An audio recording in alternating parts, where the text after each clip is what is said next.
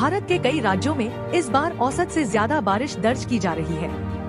मौसम विभाग की ओर से सितंबर महीने में भी औसत से ज्यादा बारिश होने की चेतावनी दी गई थी, जिसका असर सितंबर की शुरुआत में देखने को भी मिला।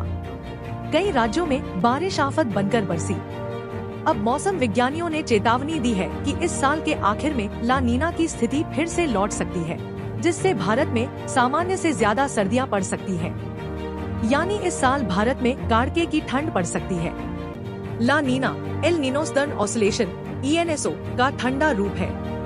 इसमें प्रशांत महासागर का पानी ठंडा हो जाता है और इसका असर दुनिया के मौसम पर पड़ता है।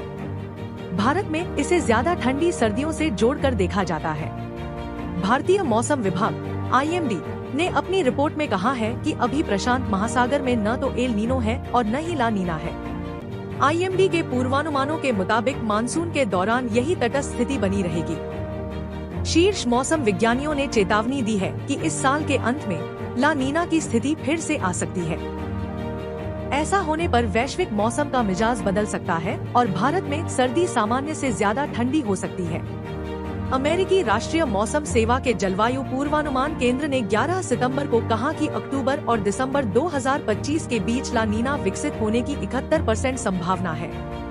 दिसंबर 2025 और फरवरी 2026 के बीच यह संभावना थोड़ी कम होकर 54% रह जाती है, लेकिन ला नीना वॉच प्रभावी बनी रहेगी। ला नीना अल नीनो दक्षिणी दोलन ENSO का शीतलन चरण भूमध्यरेखीय प्रशांत क्षेत्र में समुद्र के तापमान को बदल देता है और दुनिया भर के मौसम पर इसका दूरगामी प्रभाव पड़ता है।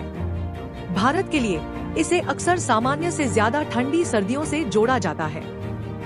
भारत मौसम विज्ञान विभाग IMD ने अपने हालिया ENSO बुलेटिन में यह भी कहा कि भूमध्यरेखीय प्रशांत क्षेत्र में वर्तमान में तटस्थ स्थितियां बनी हुई हैं, कोई अल नीनो या ला नीना नहीं।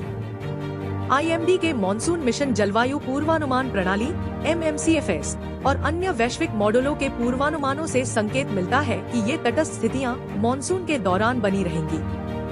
हालांकि IMD को मॉनसून के बाद के महीनों में ला नीना के उभरने की अधिक संभावना का अनुमान है।